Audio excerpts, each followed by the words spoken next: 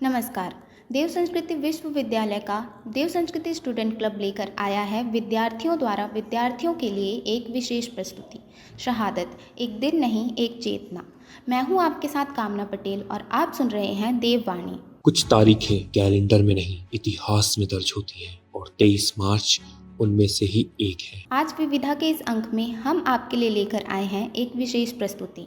23 मार्च भारत के इतिहास का वह दिन जो हमें केवल आजादी के मायने नहीं बताता, वह बताता है कि सच्चे अर्थों में बलिदानी क्या होती है। सन 1931 का वह दिन, लाहौर की सेंट्रल जेल और वह एक क्षण जब हमारे देश के 3 देशभक्त भगत सिंह, राजगुरु और सुखदेव को फांसी के फंदे के सामने खड़ा किया गया, लेकिन उनके चेहरे पर जरा भी भय का भाव ना दिखा। जो दिखा वो था राष्ट्र स्वाधीनता और राष्ट्रीय एकता के लिए बलिदान के भाव का वो गौरव। इतिहास बताता है कि उनकी फांसी 24 मार्च की सुबह तय थी, लेकिन उनके विचारों से डरी हुकूमत ने उन्हें 23 मार्च को शाम को ही फांसी दे दी। जरा सोचिए, मात्र 24-25 वर्ष की उम्र वाले उन देशभक्तों के बारे में, उन वीर शहीदों के बारे में, जहां आज की दुनिया में हम केवल अपनी सुख सुविधाओं और अपने आप को संवारने में पूरा जीवन बिता देते हैं, वहीं उन वीर शहीदों ने अपने जीवन को राष्ट्रीय स्वाधीनता के लिए समर्पित कर दिया। जब उन्हें फांसी के लिए ले जाया जा रहा था तो उनकी आंखों में भय के बदले लफ्जों पर पंडित राम प्रसाद बिस्मिल का रचित वो गीत था।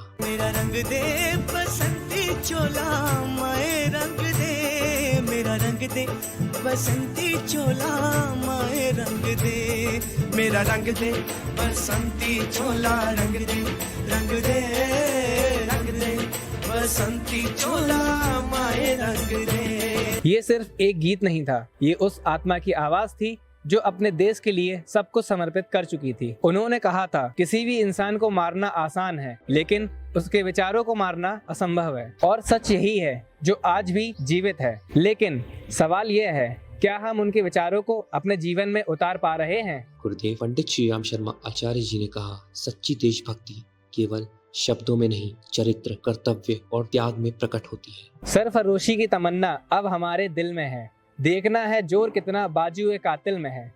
यही विचार उन क्रांतिकारियों के जीवन में स्पष्ट दिखाई देता है। शहादत केवल प्राण त्यागने का नाम नहीं है। शहादत का अर्थ है अपने भीतर छुपे भय को हर दिन मारना और नए सिरे से शुरुआत करना। शहादत का अर्थ है कि अपने अंदर के स्वार्थ को खत्म करना और सत्य को धारण करना। राष्ट्रीयता और शहादत के इसी भाव को दर्शाते हुए देव संस्कृति विश्वविद्यालय के प्रतिकुलपति महोदय एवं युवाओं के मार्गदर्शन यूथ आइकन डॉक्टर चिन्मय पांड्या जी अपने शब्दों के माध्यम से भाव प्रकट करते हैं और बताते हैं कि जब ये झंडा हमारे हाथ में आता है और तिरंगे को लेकर के हम लोग चलते हैं, तो उस गर्व, गौरव, स्वाभिमान को लेकर के चलें कि उस भूमि से जुड़ पाने का सौभाग्य मिला है, जिस भूमि से जुड़ पाने के सौभाग्य के लिए देवता भी तरसते हैं। ऐसे महान सपूतों की, अनेकों ऐसी महान आत्माओं की शहादत इस भूमि को आजाद कराने के लिए गई, जिनके रक्त की आहुति से, जिनके रक्त की एक एक बूंद से धरती आज भी नहाई हुई।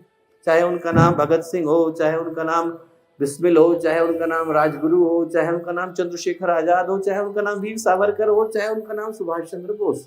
न जाने ऐसी कितनी आत्माएं थी जिनने भी त्याग, बलिदान और शहादत की उस यात्रा को पूरा न किया होता तो आज हम लोग अपने अपने घरों में सुरक्षित कहाँ सो पा रहे होते।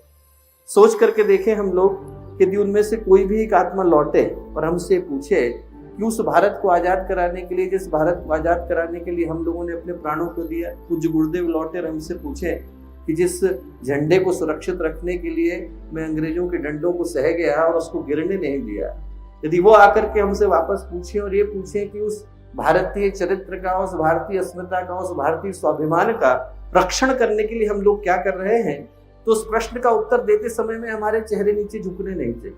आज हमारे देश को ऐसे लोगों की आवश्यकता है जो अपने कर्मों से राष्ट्र प्रेम को सिद्ध करें और देश के प्रति अपनी भावना व्यक्त करें। क्योंकि शहीद कभी मरते नहीं, वे हर उस दिल में जीवित रहते हैं जो अन्याय के खिलाफ आवाज उठाता है। इस 23 मार्च को हम आत्मसात करते हैं भगत सिंह द्वारा लिखे अंतिम पत्र को। साथियों, स्वाभाविक है कि जीने की इच्छा मुझ में भी होनी चाहिए। मैं इसे छिपाना नहीं चाहता, लेकिन एक शर्त पर जिंदा रह सकता हूँ कि मैं कैद होकर या पाबंद होकर जीना नहीं चाहता। मेरा नाम हिंदुस्तानी क्रांति का प्रतीक बन चुका है और क्रांतिकारी दल के आदर्शों और कुर्बानियों ने मुझे बहुत ऊंचा उठा दिया है, इतना ऊंचा कि जीवित रहने की स्थिति में इससे ऊंचा मैं हरगिज नहीं हो सकता। आज मेरी कमजोरियां जनता के सामने नहीं है। अगर मैं फांसी से बच गया तो वे जाहिर हो जाएंगी और क्रांति का प्रतीक चिन्ह मध्यम पड़ जाएगा। यह संभवतः मिट ही जाए, लेकिन दिलेराना ढंग से हंसते हंसते मेरे फांसी चढ़ने की सूरत में हिंदुस्तानी माताएं अपने बच्चों के भगत सिंह बनने की आरजू किया करेंगी और देश की आजादी के लिए कुर्बानी देने वालों की तादाद इतनी बढ़ जाएगी कि क्रांति को रोकना साम्राज्यवाद या तमाम शैतानी शक्तियों के बूते की बात नहीं रहेगी। हाँ, एक विचार आज भी मेरे मन में आता है कि देश और मानवता के लिए जो कुछ करने की हसरतें मेरे दिल में थीं, उनका 1000वां भाग भी पूरा नहीं कर सका। अगर स्वतंत्र जिंदा रह सकता तब शायद उन्हें पूरा करने का अवसर मिलता और मैं अपनी हसरतें पूरी कर सकता। इसके सिवाय मेरे मन में कभी कोई लालच फांसी से बचे रहने का नहीं आया। मुझसे अधिक भाग्यशाली कौन होगा? आजकल मुझे स्वयं पर बहुत गर्व है। अब तो बड़ी बेताबी से अंतिम परीक्षा का इंतजार है। कामना है कि यह और नजदीक हो जाए। आपका साथी भगत सिंह। तो आइए हम साथ मिलकर आज शहीद दिवस के दिन सभी वीरों को विनम्र श्रद्धांजलि अर्पित करते हैं। यही शहादत की चेतना आज भी हमें प्रेरित करती है कि हम उन्हें सिर्फ याद ना करें बल्कि उनके आदर्शों को अपने जीवन में उतारें। आप सुन रहे थे देववाणी, देव संस्कृति विश्वविद्यालय के पत्रकारिता एवं जनसंचार विभाग के सहयोग से एवं प्रतिकुलपति महोदय जी के मार्गदर्शन में विशेष प्रस्तुति शहादत एक दिन नहीं एक चेतना। इस कार्यक्रम का प्रस्तुतिकरण किया है डॉक्टर सौरभ कुमार, प्रखर भदौरिया, अक्षर श्रीवास्तव और कामना पटेल ने। रिकॉर्डिंग एवं संपादन किया है प्रज्ञा भारती, प्रखर भदौरिया और सजल जायसवाल ने। हमें दीजिए अनुमति, जल्द ही मिलते हैं एक नए विषय के साथ। तब तक के लिए सुनते रहिए देववाणी।